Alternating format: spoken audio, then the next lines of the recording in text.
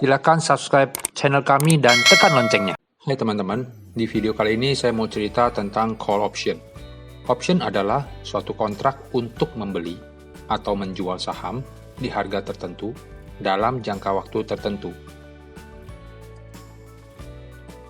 Di dalam option, pada dasarnya ada dua, yaitu call option dan put option. Call option adalah hak untuk membeli suatu produk atau saham dengan harga tertentu dalam jangka waktu tertentu.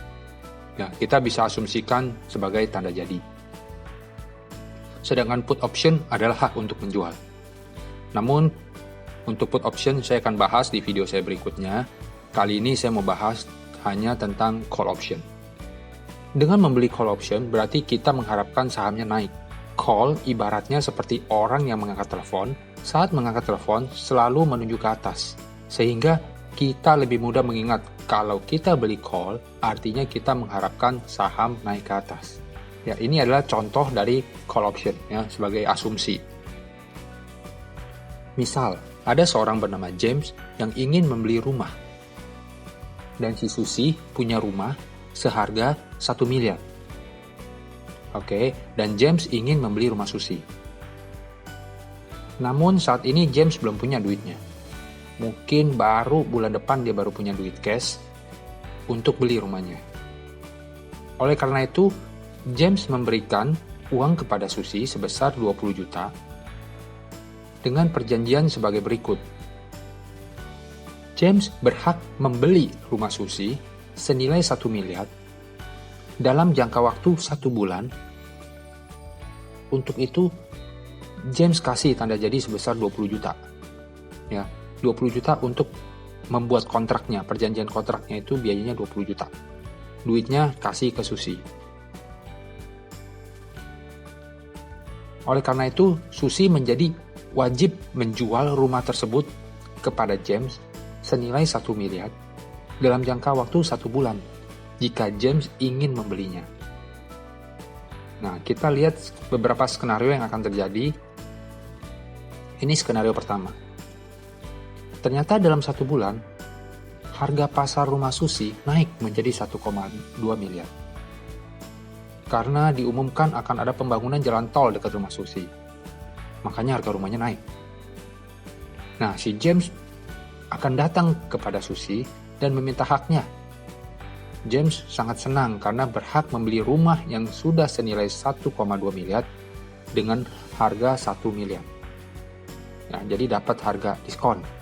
Harganya lebih murah karena kontrak pertama udah deal nih, kontraknya 1 miliar. Jadi rumah itu naik berapapun, dalam 1 bulan James berhak membeli dengan harga 1 miliar. Total uang yang dikeluarkan oleh James adalah tanda jadi yang telah dia kasih 1 bulan lalu itu sebesar 20 juta dan untuk beli rumahnya 1 miliar. Jadi uang yang dikeluarkan 20 juta plus 1 miliar. Sedangkan Susi wajib menjual rumah tersebut kepada James dengan harga yang sudah disepakati yaitu 1 miliar. Ya, dan Susi tetap menyimpan tanda jadi yang sudah diberikan James 1 bulan lalu yaitu 20 juta. Total uang yang didapat Susi adalah 20 juta plus 1 miliar untuk nilai rumahnya. Dan rumah menjadi milik James. Skenario kedua. Ternyata dalam 1 bulan, harga rumah Susi tetap nilainya 1 miliar. Oleh karena itu, James punya 2 pilihan. Ini adalah pilihan pertama. Ya. Pilihan pertama, James datang kepada Susi dan James beli rumahnya dengan harga 1 miliar. Maka, James sama keluar uangnya sebesar 20 juta ditambah 1 miliar. Sedangkan Susi dengan senang hati menjual rumah tersebut kepada James sesuai perjanjian. Dan Susi dapat uang 20 juta tambah 1 miliar. Dan rumah menjadi milik James. Pilihan kedua dari James adalah James nggak jadi beli rumahnya. Karena harganya sama 1 miliar. Dia beli di pasaran, rumah yang lain juga 1 miliar. Rumah ini juga 1 miliar. Berarti sama aja. Jadi nggak ada pengaruh James mau beli apa enggak. Ya, karena harga pasar juga 1 miliar. Namun, karena James gak jadi beli, James kehilangan uang 20 juta yang sudah menjadi tanda jadi. Dan James gak dapat apa-apa. Ya. Sedangkan Susi dapat uang 20 juta kontrak dari James. Dan rumah masih milik Susi. Ya, namun semua itu adalah pilihan James karena James yang berhak membeli. Susi hanya menunggu keputusan James. James mau beli boleh, nggak beli boleh. Oke, sekarang skenario ketiga. Di skenario ketiga, ternyata dalam 1 bulan harga pasar rumah Susi turun menjadi 800 juta karena ternyata kena banjir. Ya, jadi James boleh tidak jadi membeli rumah Susi. Karena secara logika, buat apa James membeli rumah Susi dengan harga 1 miliar?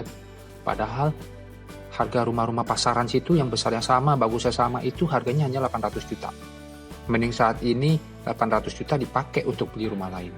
Ya, daripada dia pakai 1 miliar untuk beli rumah Susi, lebih mahal. Buat apa James harus tebus kontraknya? Karena James punya hak, bukan kewajiban. Boleh beli, boleh enggak. Oke, jadi dalam kasus ini James kehilangan premi 20 juta. Ya, namun James juga senang daripada saat bulan lalu dia beli rumahnya dengan harga 1 miliar, sekarang turun 800 juta. Berarti kan James rugi 200 juta. Dia beli 1 miliar turun jadi 800, ya kan? Namun dengan call option ini James ruginya cuma 20 juta. Untuk Susi juga nggak jadi jual rumahnya. Ya, secara logika Susi juga senang aja karena si James kasih duit 20 juta ke Susi.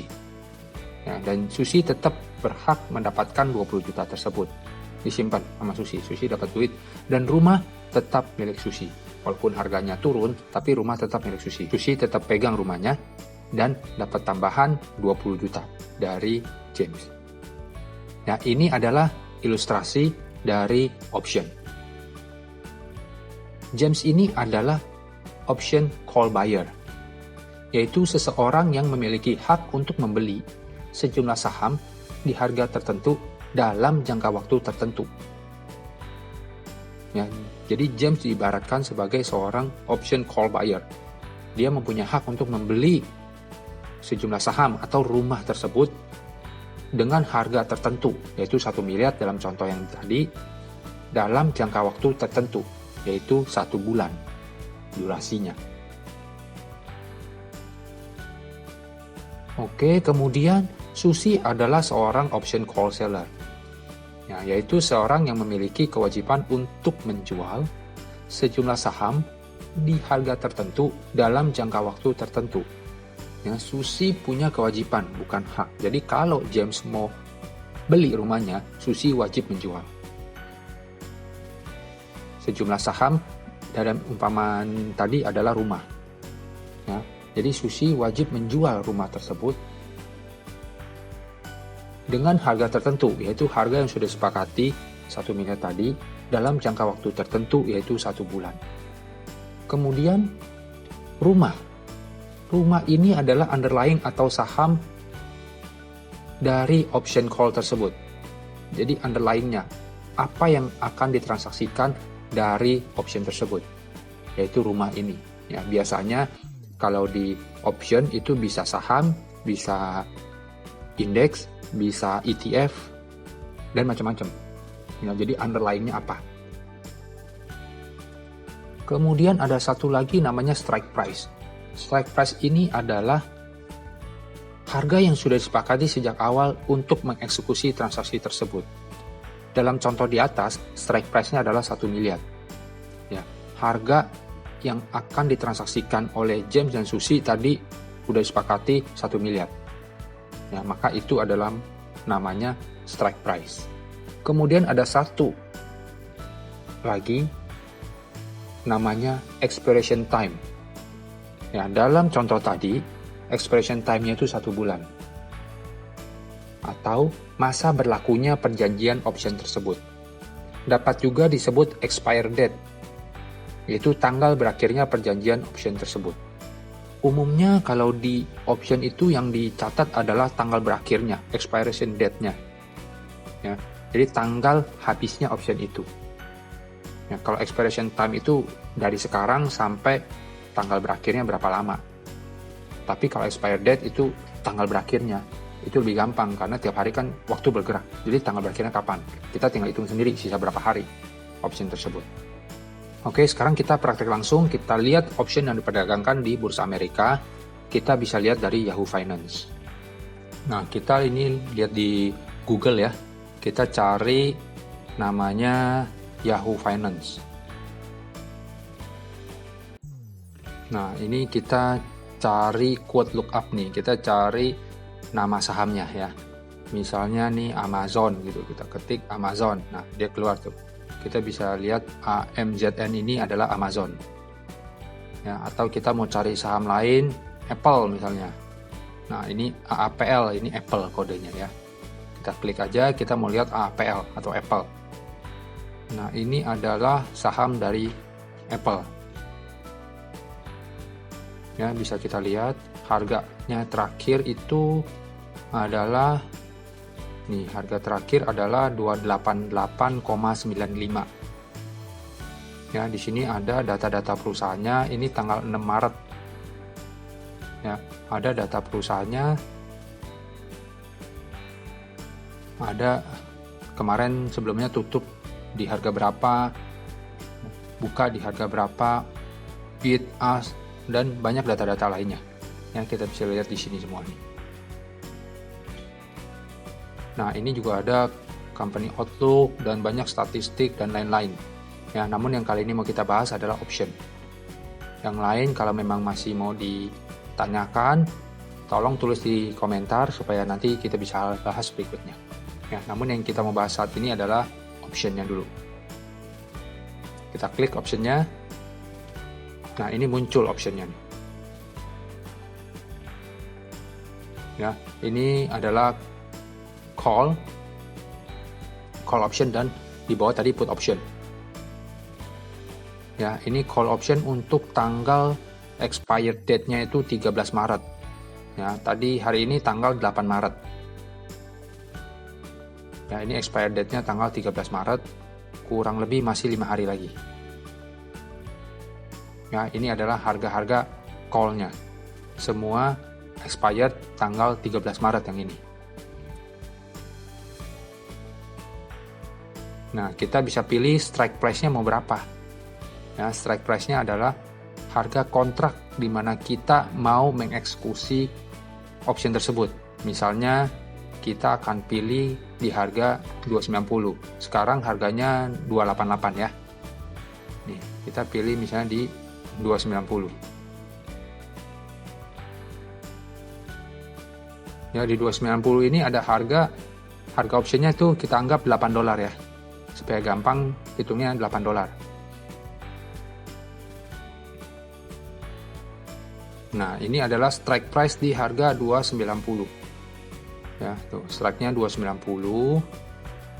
Kemudian ini adalah expired time-nya, expired date-nya. Expired date-nya ada yang tanggal 13, tanggal 20, tanggal 27. Ya, dan ke bawah terus. Tanggal 3 April, tanggal 9 April, 17 sampai tahun 2022. Ya, ini adalah masa expired date-nya. Makin panjang expired date-nya, akan makin mahal harganya ya, karena waktunya kan makin panjang. Kontraknya berlaku makin panjang, harganya akan makin mahal. Ya, ini contoh tuh tahun 2021 itu harganya bisa $45 dengan strike price yang sama di $290. Ya, ini berlakunya hingga 2021, ada yang 2022. Nah, jadi option itu ada yang harian, mingguan, bulanan, tahunan juga ada. Ya, kita ambil contoh adalah yang ini.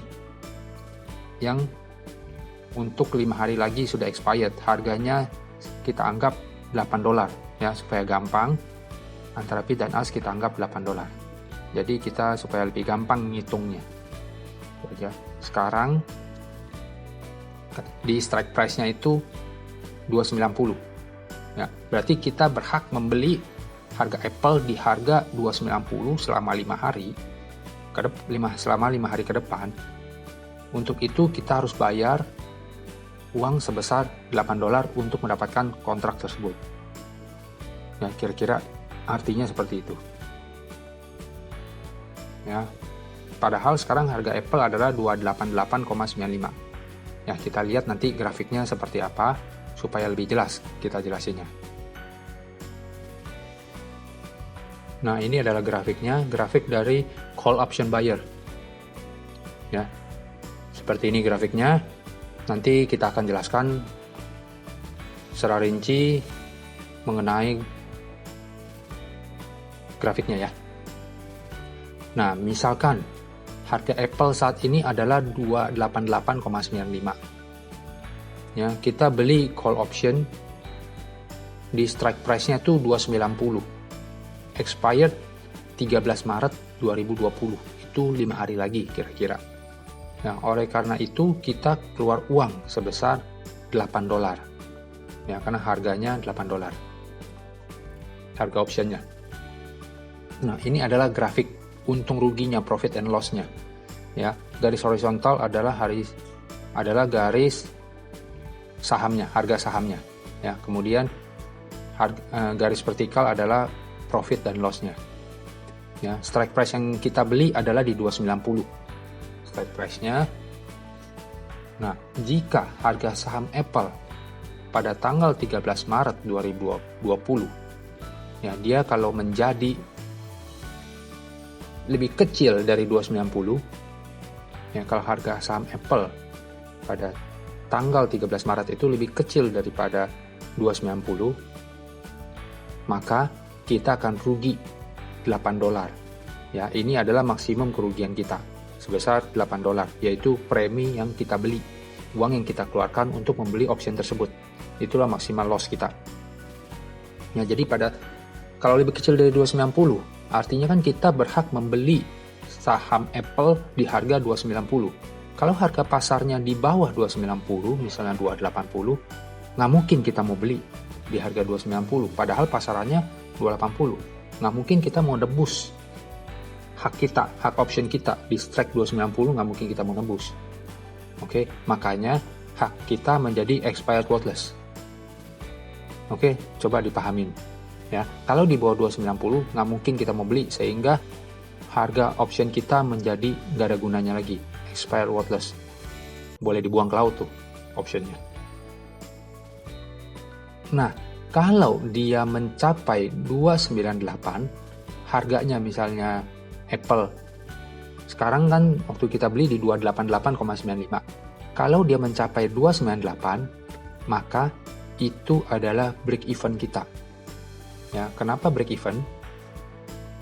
Karena kita punya hak membeli di harga 290. Betul? Optionnya. Ya. Dan kita udah keluar duit $8 untuk bayar preminya. Artinya, modal kita adalah $8 yang kita udah bayar, ditambah kita kalau beli di harga 290, maka modal kita total 298. Oke, jadi 298 ini adalah break even point kita. 8 ditambah strike price-nya 290. Ya. Kalau dia menjadi 295, harga Apple-nya, maka kita rugi sebesar $3. Ya, hitungannya 290 ditambah 8 dikurang 295, jadinya $3 kita rugi. Ya, karena kita kan berhak membeli di 290. Beli sahamnya, kita keluar duit. Kemudian sebelumnya kita juga udah keluar duit $8. Oke. Jadi total duit yang kita udah keluarkan 298. Namun harga sahamnya cuma 295. Berarti kita rugi $3. Ya, kalau sahamnya naik menjadi 310, kita untung sebesar $12. Ya, karena hitung-hitungannya 310, uang yang kita dapat kalau kita jual sahamnya, yaitu 310 kan, karena saat ini sahamnya 310. Dan uang yang kita udah keluarkan itu sebesar 8 ditambah strike price yang kita dapatkan di kontrak 290, berarti modal kita di 298. Kalau sahamnya naik ke 310, kita untung $12, yaitu 150%. Sedangkan kalau sahamnya naik menjadi 320, kita untungnya menjadi $22. Ya, yaitu 320 dikurangin modalnya kita di break even kan 298. Jadi kita untung $20. Ya, yaitu 275% dari modal yang kita keluarkan, dari $8 kita hitungkan persentasenya ya. Jadi sahamnya semakin naik, untung kita akan semakin besar. Ya, itu adalah risk profile dari call option buyer. Kerugian maksimal kita adalah $8, namun keuntungan kita tidak terbatas. Semakin dia naik tinggi, kita untungnya semakin besar. Namun sebagai call option buyer, kita berlawanan dengan waktu. Karena kalau harganya nggak naik-naik, tapi waktunya udah habis, sama option kita expire worthless. Kita optionnya udah nggak kepake. Ya, karena yang kita beli ini sebenarnya waktu supaya optionnya naik. Makanya waktunya makin panjang, harga call optionnya akan makin mahal. Ya, karena dia 1 bulan dibanding 5 hari, tentu lebih kemungkinan dalam 1 bulan dia bisa naik seberapa gitu. Ya, dan kita nggak mesti tunggu sampai expired baru kita jual. Bisa aja di tengah-tengah kita jual. Misalnya di tengah-tengah harga Apple-nya sudah naik menjadi 320. Ya, kita beli kontrak di 290. Harga Apple-nya sudah menjadi 320 dalam waktu 3 hari aja. Ya, berarti kan masih jauh, masih 2 hari lagi belum expired. Nah, harga kontrak call option kita yang tadinya $8, karena Apple-nya sudah naik menjadi 320, mungkin harga call option kita akan menjadi $32, yang pasti di atas $30 call option kita. Ya, kalau menjadi 320 karena kita berhak membeli di harga 290, sedangkan harga Apple saat ini menjadi 320. Ya, itu selisihnya kan udah $30. Jadi call option kita pasti harganya di atas $30. Mungkin 32, mungkin 33 atau 34, tergantung hukum demand and supply saat itu. Nah, dan nggak mesti expired kita bisa jual. Jadi kontraknya kita offer ke orang lain, bisa. Tanpa kita harus pegang sampai expire time. Ya, jadi contoh kayak tadi misalnya yang kasus James, di ilustrasi tadi ya, James membeli rumah dengan Susi untuk 1 bulan. Nah, James kan bayar 20 juta. Kalau di tengah-tengah, dalam setengah bulan, ternyata harga rumah Susi sudah naik menjadi 1,2 miliar, James bisa aja jual kontrak rumahnya itu ke Chandra misalnya. Ya, karena Chandra mau beli optionnya misalnya. Ya, jadi harga kontraknya itu juga menjadi naik karena harga rumahnya naik. Kan kontraknya masih ada jangka waktunya 2 minggu misalnya. Dan harga rumahnya yang tadinya 1 miliar udah naik jadi 1,2 miliar. Dan James berhak membeli dengan harga 1 miliar. Maka harga kontrak itu akan naik menjadi paling tidak 200 juta. Ya kan? Harga rumahnya 1,2 miliar saat ini, dan harga kontrak yang James berhak membeli di 1 miliar.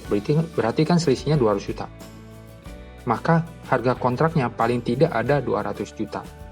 Ya, katakan 210 juta ternyata. Nah, dengan 210 juta, modalnya James kan tadi mengadakan kontrak perjanjian hanya 20 juta pertama-tama. Kalau dia naik harga kontraknya jadi 210 juta, James boleh jual. Nggak mesti tunggu expired, jadi boleh over kontrak ke orang lain yang mau beli kontraknya. Ya, dan setelah over kontrak, kontraknya menjadi haknya si Chandra, dan James dapat untung 210 juta dikurang 20 juta, dapat untung 190 juta. Itu ratusan persen. Ya, itu adalah contoh call option untuk buyernya. Kemudian kalau call option seller, ya misalnya di Apple tadi, harga Apple saat ini adalah 288,95. dan kita jual call optionnya. Ya, ini contohnya tadi si Susi, ya. Jual call optionnya dengan strike 290. Expirednya sama, 13 Maret 2020, dan kita dapat duit. Ya, kalau option buyer kita keluar duit, kalau option seller kita dapat duit $8. Kita anggap $8. Sebenarnya ini ada selisih bid sama as mungkin 7,9 gitu. Tapi saya anggap $8 biar gampang ngitungnya. Ya, kalau nggak lebih susah ngitungnya, ada koma-koma. Supaya gampang kita anggap $8. Nah, ini grafiknya seperti ini. Garis horizontal adalah harga sahamnya, garis vertikal adalah harga untung atau ruginya. Oke. Nah, jika saham Apple per tanggal 13 Maret merubah menjadi kalau lebih kecil dari 290, maka kita akan untung $8. Ya, yang beli option akan mengalami kerugian dari premi yang dia bayar, yaitu sebesar $8, karena optionnya udah expired, udah nggak ada gunanya. Sedangkan si penjual option, kita sebagai penjual option, kita akan untung $8 dari premi yang dia bayar. Ya, intinya kalau sebagai penjual option, kita mengharapkan premi, kita berteman dengan waktu, waktunya makin cepat habisnya, kita makin untung. Jadi kalau di bawah 290, kita kan wajib menjual di 290. Ya, karena kita option seller, kita wajib menjual di harga 290. Nah, kalau di bawah 290, nggak mungkin ada yang mau beli. Ya, kalau harga pasar sekarang di bawah 290, nggak mungkin ada yang mau beli ke kita. Ya, karena kita bukan punya hak loh, kita wajib membeli di harga 290. Kalau di bawah 290, nggak mungkin ada yang mau beli dengan harga 290 ke kita, maka option kita itu akan expired worthless. Ya, sehingga kita sebagai penjual option, kita dapat duit preminya gratis, karena option itu nggak ada harganya. Oke, nah dan bagaimana kalau dia naik sampai 298? Kalau dia naik harga saham Apple-nya sampai 298, kita break even. Ya, karena kita berhak menjual di harga 290, sekarang harganya 298.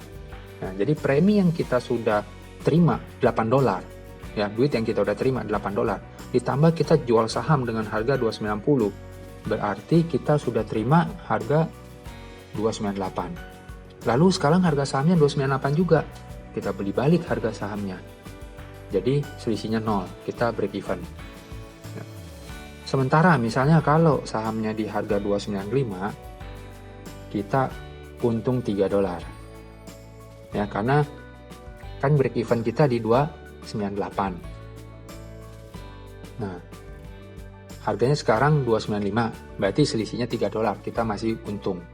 Karena premi dan harga option yang kita jual total 298, masih lebih tinggi daripada saham yang harus kita buyback 295, maka kita untung $3. Nah, kalau sahamnya naik sampai 310, kita rugi. Ya, kita rugi sebesar $12. Kan modal kita tadi 298. Kalau dia naik makin tinggi, kita akan makin rugi. Ya, ruginya adalah sebesar 310 dikurangi 298, yaitu $12. Ya, semakin tinggi sahamnya naik, maka kerugian penjual call option akan semakin besar. Nah, ini adalah risiko dari penjual call option. Kita sangat tidak menyarankan untuk menjual call option saja strateginya. Nanti ada strategi lain yang banyak yang lebih bagus, yang bisa dikombinasikan dengan menjual call option tersebut. Berikutnya nanti kita juga akan kasih video untuk bagaimana caranya kita bisa punya emas atau saham emas. Ya, kemudian saham emas itu kita bisa sewakan. Setiap bulan kita sewakan. Ya, jadi sambil kita punya emasnya, kita bisa sambil dapat income dari menyewakan emas tersebut. Ya, bahkan kita bisa naik tinggi baru kita jual. Oke, itu nanti kita bisa lihat di video saya berikutnya. Terima kasih.